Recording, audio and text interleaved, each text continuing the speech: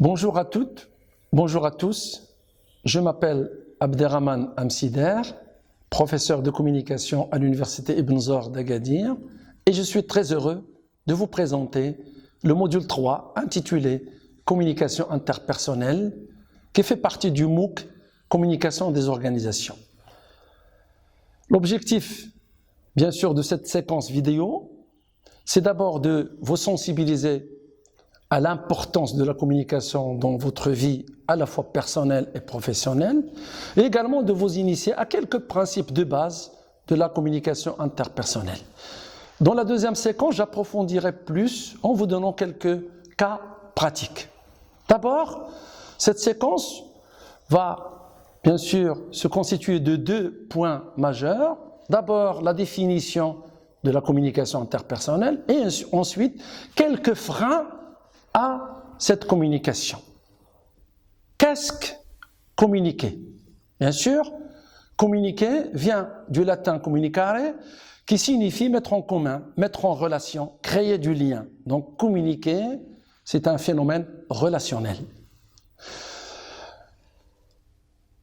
Toute communication, bien sûr, rencontre des difficultés. Et là, je vais aborder directement, bien sûr, quelques obstacles qui peuvent freiner la communication.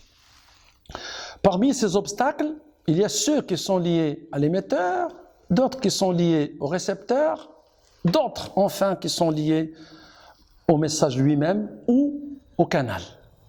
Bien sûr, prendre conscience de ces obstacles vous permettra, bien sûr, de mieux réussir vos communications. Commençons d'abord par les obstacles au niveau de l'émetteur. Il est sûr que si en tant qu'émetteur, je suis bien sûr dans un état psychologique caractérisé par exemple par la nervosité et la colère, cela va affecter ma communication avec vous en tant que récepteur, et donc mon émotion va déclencher la même émotion. S'il s'agit de colère, je vais réussir à vous mettre en colère. Réussir entre guillemets, bien sûr.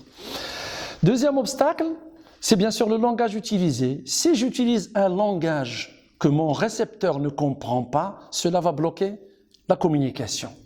Enfin, les préjugés, les phénomènes de perception. Si j'ai un préjugé négatif par rapport à mon récepteur, cela va affecter la qualité de ma relation avec lui. Donc ces trois obstacles doivent être pris en considération et il faut les éviter si vous voulez bien sûr réussir vos communications. Au niveau maintenant du récepteur. Au niveau du récepteur, le principal obstacle, c'est l'absence d'écoute. Si en tant que récepteur, je n'écoute pas attentivement mon émetteur, automatiquement la communication va se bloquer. Les Chinois ont dit que si l'être humain a une bouche et deux oreilles, c'est pour écouter 2 fois plus qu'il ne parle. Donc l'écoute ne veut pas dire automatiquement, ne veut pas dire du tout l'évaluation, l'interprétation ou la critique. Si je critique celui qui me parle, si je porte un jugement sur ce qu'il me dit, je ne suis pas en train de l'écouter. L'écoute, c'est l'empathie au sens de Carl Rogers, c'est-à-dire la capacité à se mettre à la place de l'autre, à ressentir ce qu'il ressent. Au niveau, bien sûr, du message maintenant, 2 obstacles sont à éviter. Le premier, c'est la masse d'informations à transmettre. Plus le volume est important, moins le récepteur va capter l'intégralité du message.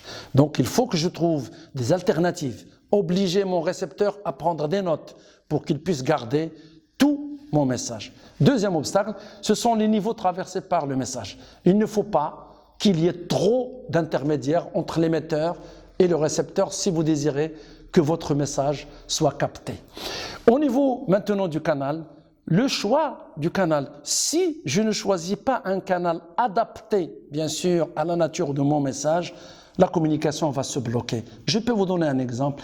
Je ne peux pas faire passer tous mes messages à travers une note de service ou à travers le téléphone. Donc il faut à chaque fois que j'utilise le canal qui s'adapte à la nature du message et également au récepteur.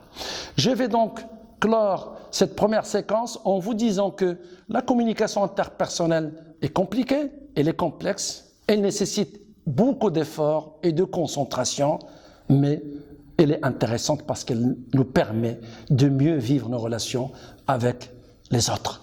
Merci beaucoup et je vous donne rendez-vous dans la deuxième séquence qui approfondira plus bien sûr, les aspects de la communication interpersonnelle. Au revoir.